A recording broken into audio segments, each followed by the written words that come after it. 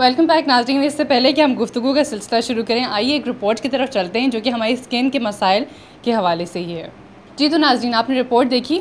अब मैं जो एक बड़ा ही इंपॉर्टेंट तरीन सवाल डॉक्टर रिजवान से करने जा रही हूँ। अभी देखना, आपने मुख्तलिफ़ ख़वातीन से बात हुई, उनके मसाइल वो तो चलते हैं, लेकिन होता है कि जैसे ही रमज़ान का अख्ताम होता है उसके बाद फिर एक उस भेड़ चाल के चक्कर में ख़वातीन जो है बस एक रेलों के रेला जो है वो पार्लर्स की तरफ जाता है। अब पार्लर्स में इतने सारे लोग होते हैं, इतने क्लाइंट्स, और उनको हैंडल करना मुश्किल होता है। तो अब ये होता है एक का स्पंज दूसरे पे यूज़ हो गया, एक की चीज़ दूसरे पे यूज़ हो गई, तो बजाय इसके कि अच्छा होने के वो और ही ख़राबियाँ पैदा होती हैं। बिल्कुल, ये आपने बहुत बड़ी निशानदही की है स्किन ख़राबी के तौर पर ना, क्योंकि अमूमन यही होता है कि देखें स्किन हमारी जो है वो केयर मांगती है।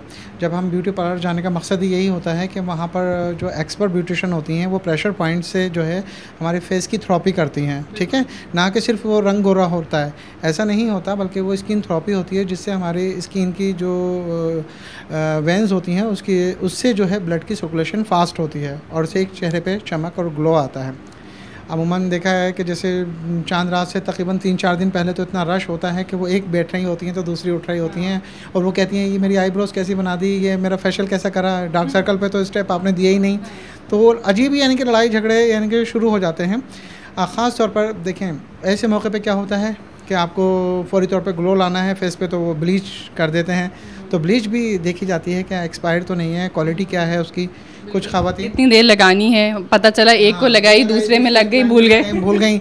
अब वो 5 मिनट्स हैं या 10 मिनट्स हैं, उससे ज़्यादा हो गया तो वो स्किन प्रॉब्लम्स हो जाते हैं। फिर वो ऐसे पैचेस पड़ जाते हैं जो ब्लैक कलर के, रेड कलर के होते हैं, जो बाद में जैसे आपने एक खातून का अभी देखा ही था जिनके हम घर पे गए थे, उनके भी इस तरह के मसाइल थे कि उनकी फ्रैकल्स भी थी और एक्नी के निशानात भी थे, मलाजमा भी था, काफ़ी यानी कि कॉम्प्लिकेटेड स्किन उनकी हो रही थी। तो यही चीज़ें होती हैं, जब हम पार्लर जाएँ तो इस चीज़ को ज़रूर देखें कि मुकम्मल तौर पे जो है ये चीज़ें यानी कि आपको अगर मिल रही हैं तो करवाएं फेशियल, वरना अपनी स्किन ख़राब ना ये कराएं। होता है कि किसी लड़की की भी शादी हो रही होती है तो अक्सर ये होता है कि वो पहली दफ़ा फेशियल कराती हैं। तो वो पहली दफ़ा वाला जो है इतना बड़ा रिस्क मेरे ख़्याल से तो नहीं लेना चाहिए, क्योंकि अक्सर लड़कियां जो हैं शादी से 1 दिन पहले, 2 दिन पहले फेशियल करा के स्किन पूरी रेड होगी, सूट नहीं किया। मेरे पास ऐसे पेशेंट बहुत आते हैं जो पहली मर्तबा के चक्कर में होते हैं, और ख़ास तौर पे ऐसे मौके पे कि उनकी इंगेजमेंट हुई है या उनकी शादी है और 1-2 दिन पहले उन्होंने सर्विस लेने गए हैं, वहाँ जब फेशियल करवाया है तो ब्लीच पर ही उनका यानी कि स्किन बहुत ज़्यादा ख़राब हो गई है, या तो बहुत ज़्यादा सूजन आ गई है चेहरे पर, और आई बैग्स उनके बहुत ज़्यादा फैल गए हैं और पूरा चेहरा अजीब सा हो जाता है। तो उसमें फ़ौरी तौर पे हम ट्रीटमेंट तो दे देते हैं, लेकिन अगर ऐसा कोई ओकेजन है तो पहले आप चेक करवा लें अपनी स्किन कि हाँ भाई हमारा फेशियल कराने से कुछ मसला तो नहीं होगा, क्योंकि शादी है या कोई आपका वलीमा है या इसके अलावा कोई इंगेजमेंट की रस्म है, उसके लिए ज़रूरी है कि आप पहले से कुछ करा के रखें। और दूसरे, जहाँ तक ब्लीच की बात है, अब मैं अब कोई ऐसी बात कहना नहीं चाहती हूँ, लेकिन वैसे ही यूजुअली डॉक्टर्स भी रेकमेंड नहीं करते हैं कि ब्लीच का इस्तेमाल किया जाए। तो वैसे चलें, अगर किसी ने करना ही है, चलें कोई बहुत ही वो है, तो ऑयली स्किन के लिए ज़्यादा बेहतर होता है या ड्राई स्किन के लिए ज़्यादा? देखिए ब्लीच के अंदर जो है जो एक्सपर्ट ब्यूटिशियन होंगी वो ज़्यादा यानी कि उसको बेहतर तरीके से कर सकती हैं कि वो अगर नॉर्मल स्किन पे भी हो सकती है, ऑयली स्किन पे भी, ड्राई स्किन पे भी और कॉम्बिनेशन स्किन पे भी वो उसकी हो जाता है। जैसे आप पोटेंसी उसके मुताबिक करके डेवलपर पाउडर, और इसके अंदर एक टैल्कम पाउडर भी डाल देते हैं बाज़ दफ़ा। तो जो है अब एक चीज़ और भी निकल आई है कि हर्बल ब्लीच सुना होगा ना आपने। तो इंशाल्लाह नेक्स्ट प्रोग्राम में मैं इंशाल्लाह आपको बताऊंगा हर्बल ब्लीच का भी तरीका, जो बिल्कुल रियल यानी कि हर्ब से बनती है और उसके इफ़ेक्ट्स भी बहुत अच्छे आते हैं। लेकिन ये है कि उसमें टैल्कम पाउडर डाल दिया जाए डेवलपर में और पाउडर में ब्लीच के, तो काफ़ी हद तक जो जितनी भी यानी कि, या क्लिनजिंग मिल्क भी डाल सकते हैं, तो उससे उसकी स्मेल भी ख़त्म हो जाती है और जो उसकी तेज़ी होती है, जो स्किन को बर्न कर रही होती है, वो ठहर जाती है। जी, तो डॉक्टर साहब, मैंने महविश को यहाँ बुलाया था क्लिनिक में और वो आ चुकी हैं, वो भी कुछ अपने प्रॉब्लम्स हैं वो डिस्कस करना चाह रही हैं। थी आइए महविश, कैसी हैं आप? अस्सलाम वालेकुम। जी वालेकुम अस्सलाम। आपको क्या लगता है इनकी स्किन में सबसे बड़ा मेजर प्रॉब्लम क्या नज़र आ रहा है आपको? अस्सलाम वालेकुम। देखिए इनकी स्किन जो है टी जोन एरिया जो है इनका ऑयली है, बाकी ड्राई स्किन है, कॉम्बिनेशन स्किन है, ब्लैक हेड वाइट हेड्स भी थोड़े थोड़े से हैं। बाकी लग ये रहा है कि माशाल्लाह स्किन की काफ़ी ये केयर करती हैं, तो काफ़ी स्मूथ है। लेकिन इनके एक्ने निकली होगी, एक्ने निकली थी आपकी? जी बिल्कुल निकली थी, और ये मेरे काज भी है, ये देखिए काज भी है। उसी लिए मालूम कर रहा था, क्योंकि बचपन में जब ये टीनेजेस में जब ये निकलती हैं तो ये होता है उसको छेड़छाड़ करने से फाड़े होंगे आपने दाने को? बिल्कुल बिल्कुल मैंने फाड़े थे, सही। तो उसकी वजह से जो है ये स्कार्च रह जाते हैं, और जो बाकी काफ़ी स्किन इनकी बेहतर है। स्कार्च के लिए कुछ हो सकता है? स्कार्च के लिए जो है क्या नाम है, बहुत कुछ हो सकता है। तो वो जो गलती होनी थी वो हो गई, अब इसका हल। बिल्कुल स्मूथली इनकी स्किन हो सकती है। अगर ये चाहें तो ये कर सकती हैं कि सर्दियों के दिनों में जो है एक मास्क आता है, वो अगर ये अपने चेहरे पे लगाएं और उसके बाद स्टीम लें और फिर रोज़ पाउडर का स्प्रे करके हल्के हाथ से जो है लगाएं और वॉश कर लें।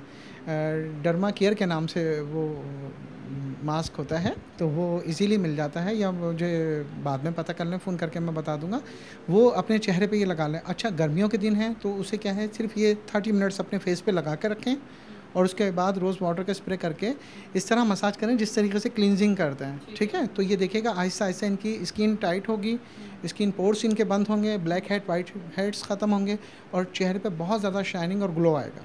डॉक्टर साहब, मुझे ये सवाल करना था, मेरी यहाँ पे आइज़ के पास ना थोड़े से रिंकल्स आ रहे हैं, तो इस क्रीम से क्या अगर मैं ये लगाऊंगी तो वो सही हो जाएंगे? ये आपके रिंकल्स भी जो है आपके ख़त्म होंगे। स्किन जब टाइट होगी तो रिंकल्स ऑलरेडी कम हो जाएंगे। इससे ऐसा तो नहीं होता कि और ड्राई हो के बिल्कुल और नहीं, वो इस तरह का नहीं होता। वो यानी कि मेडिकेटेड होता है, दूसरा लिक्विड फॉर्म में होता है गोल्डन कलर का, उसमें इस तरह की कोई प्रॉब्लम नहीं होती। सेकेंडली एक काम जो है, अब जैसे इन्होंने बताया कि आई कॉर्नर के पास जो रिंकल्स आते हैं वो ज़्यादातर छोटी उम्र की लड़कियों पे आते हैं। जब वो तेज़ धूप में निकलती हैं स्कूल कॉलेजेस वगैरह के लिए, तो जब एकदम सनलाइट उन पर पड़ती है तो आँखें मींच लेती हैं ना, तो उसकी वजह से आई कॉर्नर हमारे जो है लाइनिंग्स आ जाती हैं।